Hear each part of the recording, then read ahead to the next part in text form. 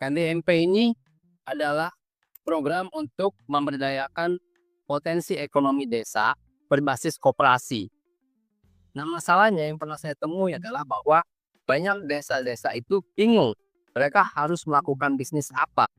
Bayangkan negara mengeluarkan hampir 350 triliun untuk memberi makan rakyatnya. Tujuannya jelas, niatnya mulia. Namun di saat yang sama, desa-desa bingung mau menjual apa, operasi desa bingung mau berbisnis apa.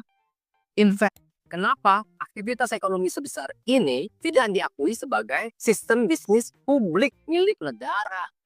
Karena ketika aktivitas ekonomi berskala raksasa tidak diakui sebagai sistem ekonomi publik, wajar jika ia mudah dicurigai. Tapi pertanyaan yang sering menggantung di tingkat birokrasi desa adalah, bisnis apa? Realitanya sederhana, koperasi ada, pasar tidak ada. Kredit ada, pembeli tidak ada. Resiko ada, kepastian. Pertama nih ya, MBG itu butuh pangan setiap hari dengan jumlah besar dan captive market. Di sisi lain, desa dan KDMP membutuhkan pasar yang pasti dan berkelanjutan. Satu punya uang, satu punya pangan. Dua-duanya bermasalah karena banyak dapur MBG dibangun oleh investor swasta, yayasan, kelompok usaha, perorangan bermodal besar, di mana mereka menanggung satu capital expenditure dari dapur, termasuk juga OPEX-nya, operational expenditure, peralatan, kendaraan, resiko. Nah, sekarang bagaimana sih kalau negara ini jujur saja mengatakan bahwa MBG itu bukan sekedar bantuan dan dia adalah permintaan pangan nasional. Karena kalau dengan begitu, logis kalau operasionalnya dikelola seperti sistem bisnis publik. Misalnya, jadi posisinya kira-kira begini, negara menjadi off-taker, desa menjadi pemasok di hulu, investor menjadi operator dapur yang profesional.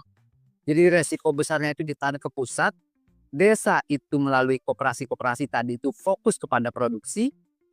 Nah, terus pertanyaan yang muncul kan pasti begini, kalau BGN itu berubah menjadi BUMN dan kemudian dananya dari APBN, apakah dia hanya akan sekedar menjadi penyalur dana saja? Ya bisa iya kalau desainnya salah. Tapi kalau desainnya benar, BUMN, kalau itu BUMN, apakah ada celah profit? Ya harusnya ada, tapi sifatnya komplementer ya. Dari mana itu? Satu, efisiensi supply chain. Konsolidasi logistik dan digital procurement itu bisa hemat 5 mungkin atau 10% maybe. Tapi yang pasti itu ada.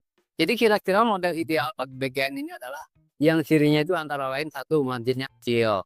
Kedua, menjaga stabilisasi pangan. Ketiga, menjadi katalisator bagi pertumbuhan ekonomi desa. Dan tentunya sebagaimana layanan publik lainnya, dia harus memberikan layanan